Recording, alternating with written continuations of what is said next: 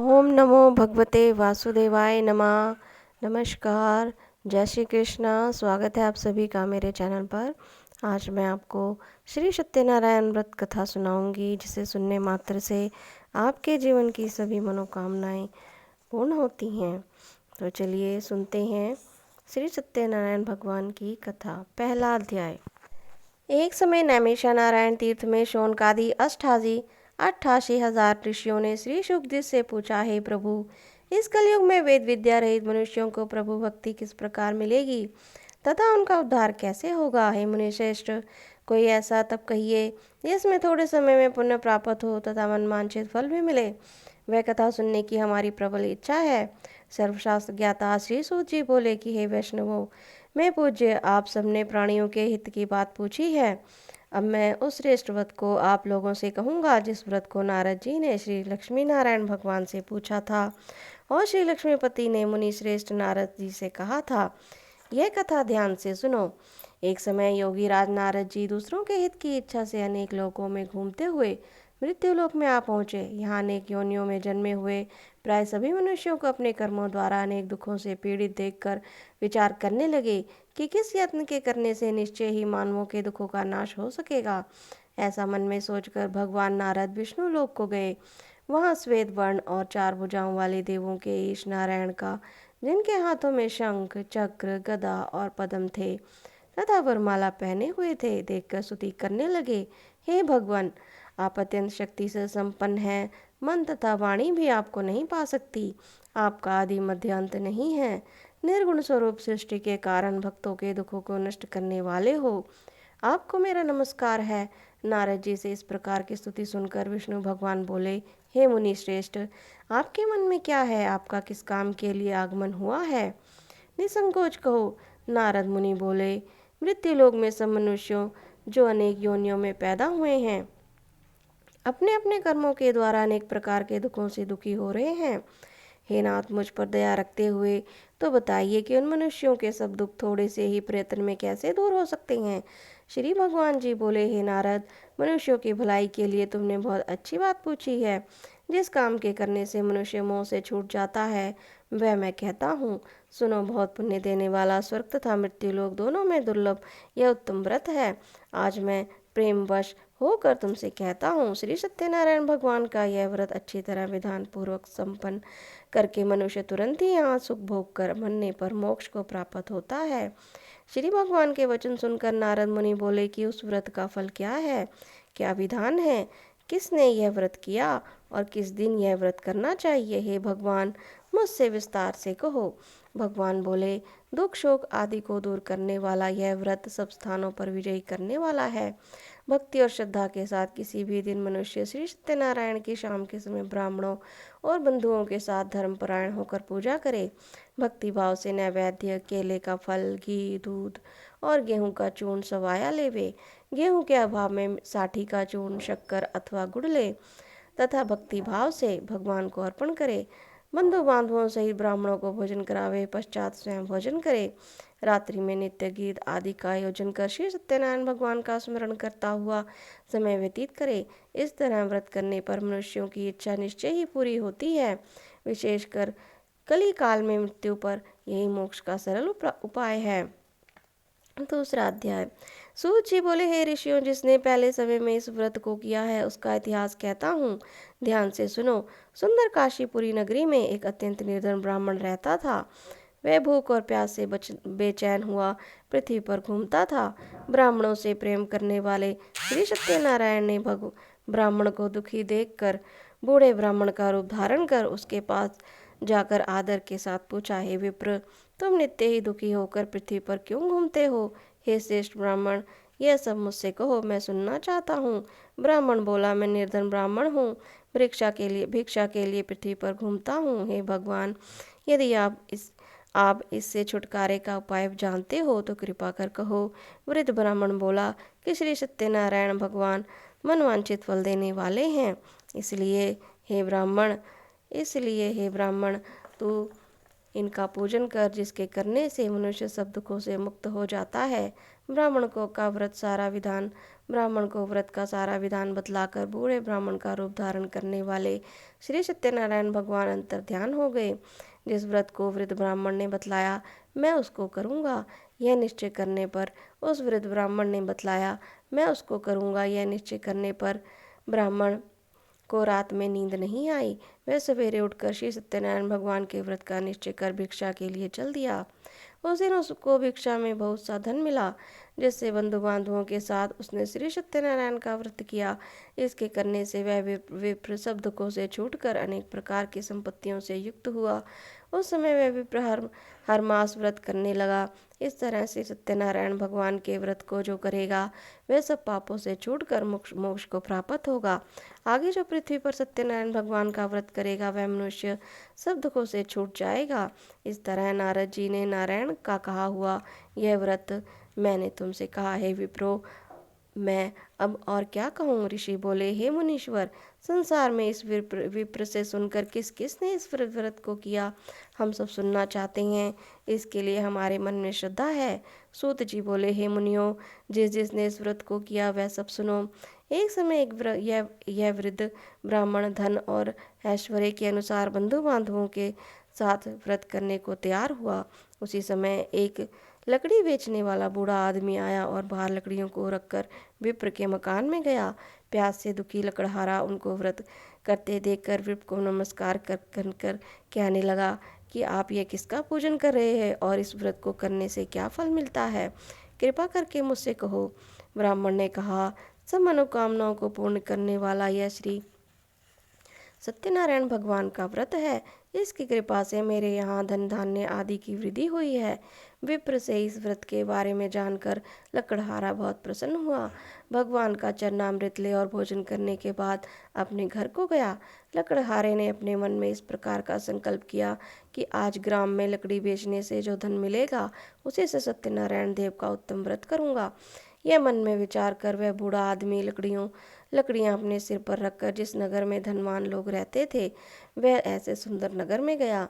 उसे रोज वहां पर उसे उन लकड़ियों का दाम पहले से दिनों से चौगुना मिला। तब वह बूढ़ा लकड़हारा दाम ले और अति प्रसन्न होकर पके केले की फली, शक्कर, गुड़, शक्कर, घी, दुग्ध, दही और गेहूं का चूरन इत्यादि श्री सत्यनारायण भगवान के व्रत की कुल सामग्रियों को लेकर अपने घर गया। फिर उसने अपने भाइयों को बुलाकर विधि के साथ भगवान का पूजन और व्रत किया। उस व्रत के प्रभाव से वह बूढ़ा लकड़हारा धन, पुत्र आदि से युक्त हुआ और संसार के समस्त सुख को भोग कर वैकुंठ धाम को चला गया। तीसरा अध्याय। सूत जी बोले, हे श्रेष्ठ ऋषियों, अब आगे की कथा कहता हूँ, सो सुनो। पहले के समय में उल्कामुख नाम का एक बुद्धिमान राजा था। वह सत्यवक्ता और जितेंद्रिय था। प्रतिदिन देव स्थानों पर जाता तथा गरीबों को धन देकर उनके कष्ट दूर करता।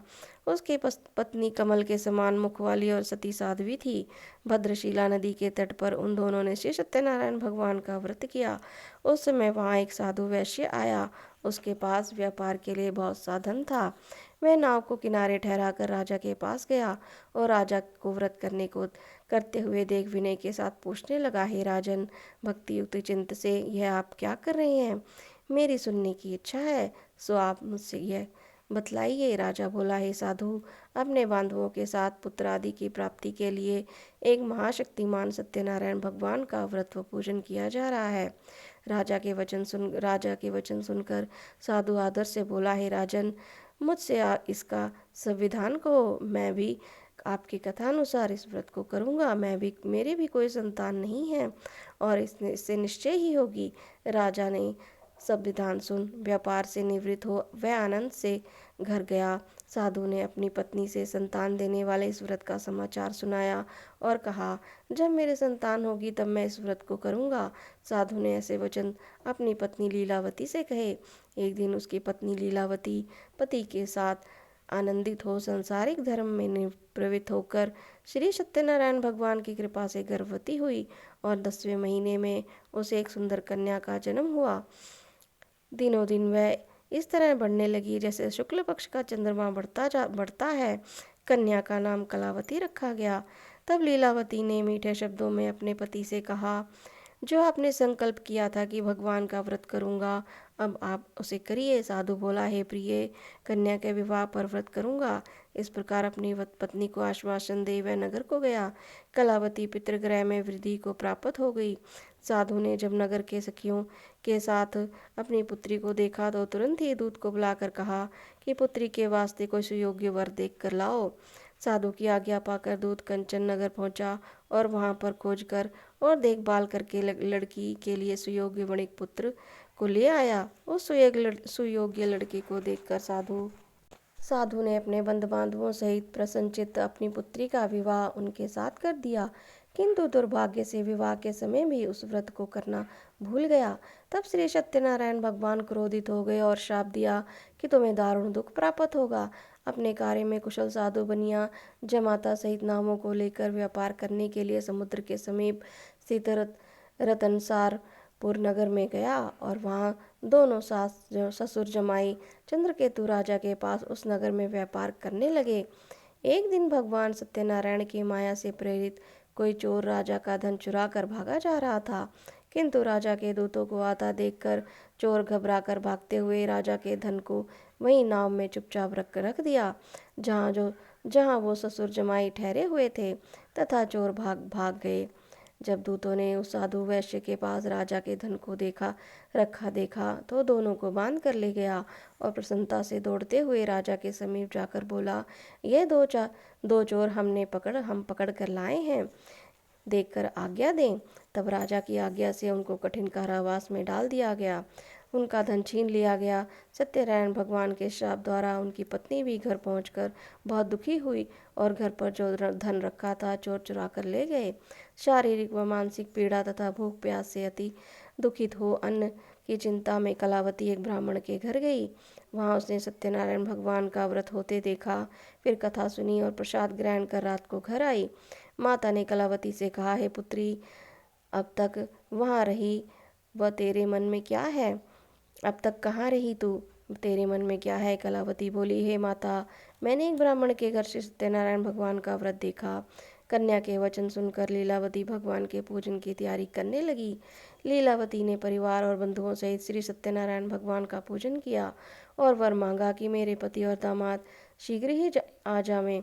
साथ ही प्रार्थना की कि हम सबका अपराध क्षमा करो। सत्यनारायण भगवान इस व्रत से संतुष्ट हो गए। राजा चंद्रकेतु को स्वप्न में दर्शन देकर कहा, हे राजन, दोनों वैश्यों को प्रातः ही छोड़ दो और उनका सब धन जो तुमने ग्रहण किया है दे दो, नहीं तो मैं तेरा धन, राज्य, पुत्र आदि नष्ट कर दूंगा।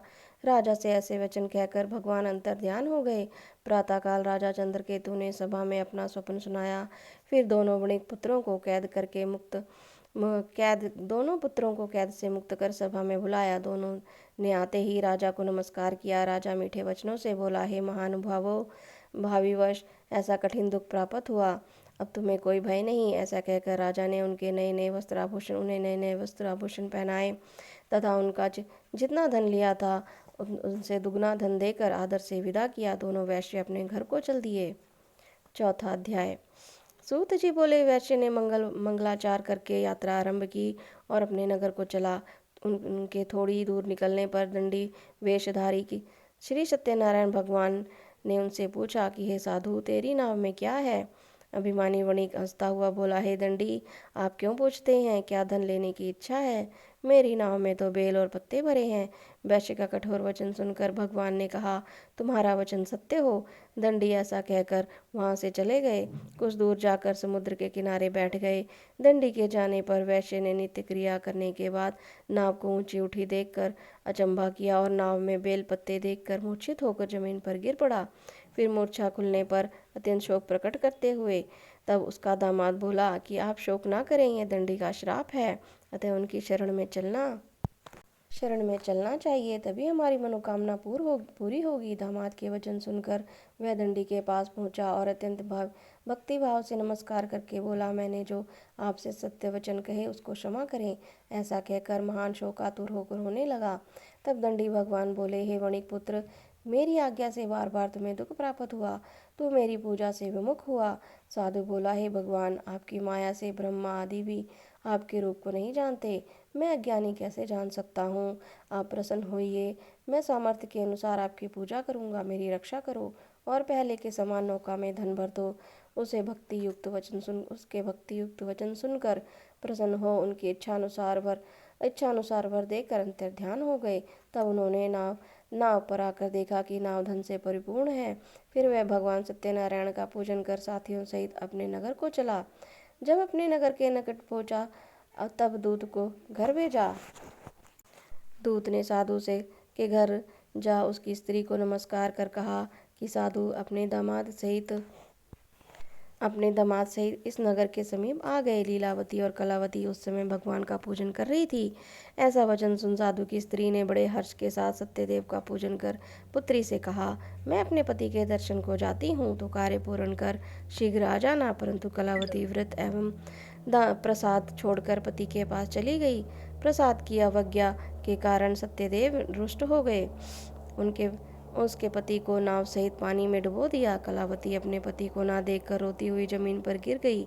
इस तरह नौका को डूबा हुआ तथा कन्या को रोता हुआ देख साधु दुखित हो बोला, हे प्रभु, मुझसे या मेरे परिवार से जो भूल हुई उसको क्षमा करें। उसके दीन वचन सुनकर सत्यदेव प्रसन्न हो गए और आकाशवाणी हुई, हे साधु, तेरी कन्या मेरे प्रसाद को छोड़कर आई है, इसलिए उसका पति अदृश्य हुआ है। यदि वह घर जाकर प्रसाद खाकर लौटे तो इसे पति अवश्य मिलेगा। ऐसी आकाशवाणी सुनकर कलावती ने घर पहुंचकर प्रसाद खाया, फिर आकर पति के दर्शन किए। तत्पश्चात साधु ने बंधु बांधवों सहित सत्यदेव का विधि पूर्वक पूजन किया। इस लोक का सुख भोग कर अंत में वे स्वर्ग लोक को गया। 5वां अध्याय। सूत जी बोले, हे ऋषियों, मैं और भी कथा कहता हूँ, सुनो। प्रजापालन में लीन तुगध्वज नामक एक राजा था। उसने भी भगवान का प्रसाद त्याग कर बहुत दुख पाया। एक समय वन में जाकर वन्य पशुओं को मारकर बड़ के वृक्ष के नीचे आया। वहां उसने ग्वालों को भक्ति भाव से बांधवों से श्री सत्यनारायण का पूजन करते देखा। राजा देखकर भी अभिमानवश वहां नहीं गया और ना ही नमस्कार किया। जब ग्वालों ने भगवान का प्रसाद उसके सामने रखा तो वह प्रसाद त्याग कर अपनी नगरी को चला गया। वहां उसने अपना सब कुछ नष्ट पाया तो वह जान गया कि यह सब भगवान ने किया है। तब वह विश्वास कर ग्वालों के समीप गया और विधि पूर्वक पूजन कर प्रसाद खाया तो सत्यनारायण देव की कृपा से सब कुछ पहले जैसा ही हो गया। फिर दीर्घकाल तक वह सुख भोग कर मरने पर स्वर्गलोक को गया। जो मनुष्य इस परम दुर्लभ व्रत को करेगा, भगवान की कृपा से उसे धन्य धान्य की प्राप्ति होगी। निर्धन धनी और बंदी बंधन से मुक्त होकर निर्भय हो जाता है। संतानहीनों को संतान प्राप्त होती है तथा सब मनोरथ पूर्ण होकर अंत में वैकुंठ धाम को जाता है। जिन्होंने पहले इस व्रत को किया, अब उनके दूसरे जन्म की कथा कहता हूँ। वृद्ध शांतानंद ब्राह्मण ने सुदामा का जन्म लेकर मोक्ष को पाया। उल्का मुख नामक का राजा दशरथ होकर वैकुंठ को प्राप्त हुआ। साधु नाम के वैश्य ने मोरध्वज बनकर अपने पुत्र को आरे से चीर कर मोक्ष को प्राप्त किया। महाराजा तुंगध्वज ने स्वयंभू होकर भगवान में भक्ति युक्त कर्म कर मोक्ष को प्राप्त किया। इति श्री सत्यनारायण व्रत का 5वां अध्याय समाप्त होता है। तो ये थी सत्यनारायण व्रत के 5वें अध्याय की संपूर्ण कथा, जिसे सुनने मात्र से अथवा पढ़ने मात्र से आपके सभी मनोरथ, सभी मनोकामनाएं पूर्ण होती हैं। तो बोलिए श्री सत्यनारायण भगवान की जय। अगर आपको मेरी ये कथा अच्छी लगी है, ऐसी कथाएं आपको अच्छी लगती हैं, तो प्लीज़ आप मेरे चैनल को लाइक करें, शेयर करें, सब्सक्राइब ज़रूर करें और कमेंट में श्री सत्यनारायण भगवान की जय अवश्य ही लिखें। धन्यवाद।